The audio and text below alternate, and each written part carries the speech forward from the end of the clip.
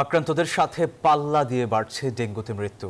স্বাস্থ্য অধিদপ্তরের তথ্য মতে সেপ্টেম্বরের মাত্র 18 দিনেই ৪৫ জনের মৃত্যু হয়েছে, যা চলতি বছরের যে কোনো মাসের তুলনায় অনেক বেশি। জনস্বাস্থ্য বিশেষজ্ঞরা বলছেন, ডেঙ্গুতে মৃত্যু প্রতিরোধযোগ্য হলেও সরকারের বর্তমান তৎপরতা যথেষ্ট নয়। তাই কেবল নির্দেশনা না দিয়ে তা বাস্তবায়নেও সরকারকে পদক্ষেপ নেওয়ার আহ্বান তাদের। বিস্তারিত আল মোহাইমিনুল খানের রিপোর্ট। প্রথমে হালকা জ্বর, তারপর তীব্র, সেই সাথে চোখে ও মাথায় ব্যথা। শুরুতে বুঝতে না পারলেও অসহনীয় যন্ত্রণা সহ্য করতে না পেরে শেষ মুহূর্তে ডাক্তারের শরণাপন্ন হলে ধরা পড়ছে ডেঙ্গু। ভয়াল এই ডেঙ্গুর কবলে পড়ে এ মাসেই প্রাণ হারিয়েছেন ৪৫ জন মানুষ।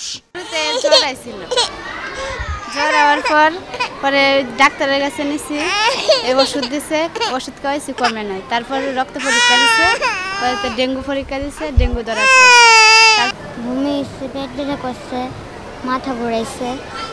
জ্বর হওয়ার পরে 1 সপ্তাহ পরে দিয়া পরীক্ষা করছি, পরে দিয়া পারছে না, এরপর ডেঙ্গু হয়েছে, চিকুনগুনি হয়েছে, তো ঢাকা নিয়ে যায়। জ্বরের থেকে আমরা মনে করছি যেমন সামান্য ডাক্তার দেখাইলে ভালো হয়ে যাবে, তাহলে সামান্য ডাক্তার দেখানোর পরে ভালো হয় নাই। ডেঙ্গু রোগীর চাপ সামলাতে হিমশিম খাচ্ছে হাসপাতালগুলো। পরিসংখ্যান বলছে, জুলাই মাসে ডেঙ্গুতে 41 জনের মৃত্যু হলেও সেপ্টেম্বরের এই অল্প সময়েই সেই সংখ্যা ৪৫ ছাড়িয়ে গিয়েছে। জনস্বাস্থ্য বিশেষজ্ঞরা বলছেন, থেমে থেমে বৃষ্টি এবং ভ্যাপসা গরম এডিস মশার বংশবিস্তারের জন্য অনুকূল পরিবেশ তৈরি করেছে, যা পরিস্থিতিকে আরও জটিল করে তুলছে। বিশেষজ্ঞদের মতে এবছর ডেঙ্গুতে প্রায় ৫০% রোগীর মৃত্যু হচ্ছে হাসপাতালে ভর্তি হওয়ার মাত্র ২৪ ঘন্টার মধ্যে। ঢাকার বাইরের হাসপাতালগুলোতে ডেঙ্গু চিকিৎসার পর্যাপ্ত সুযোগ সুবিধা না থাকা এবং রোগীদের দেরিতে হাসপাতালে নিয়ে আসার কারণেই মৃত্যুর হার বাড়ছে বলে মনে করছেন চিকিৎসকেরা। বান্ডেল থাকলে প্রতি সেনমানিতে টাকা বাঁচবে। বিকাশ সেনমানি বান্ডেল কিনে জিতুন প্রতি লেনদেনে।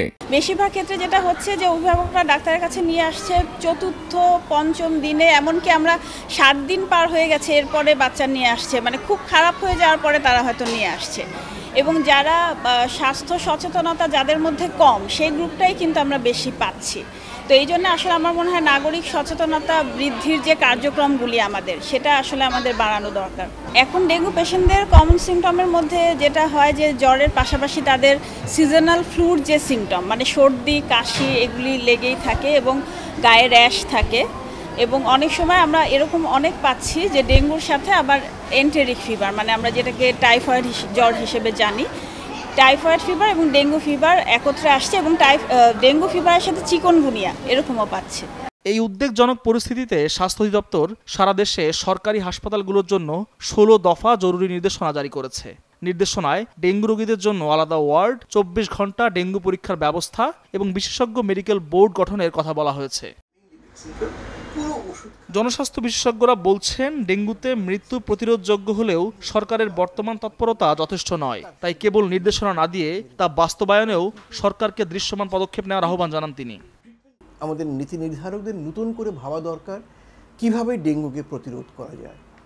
এই লক্ষ্যে জাতীয়ভাবে সারা দেশে একত্রে ডেঙ্গুর বাহক এডিস মশা নিধনের জন্য তাদের প্রজনন স্থল ধ্বংস করা, বাসস্থান ধ্বংস করা এবং কার্যকর ওষুধ একদিকে যেমন ছিটানো দরকার, অন্যদিকে সাধারণ মানুষকে যুক্ত করতে হবে।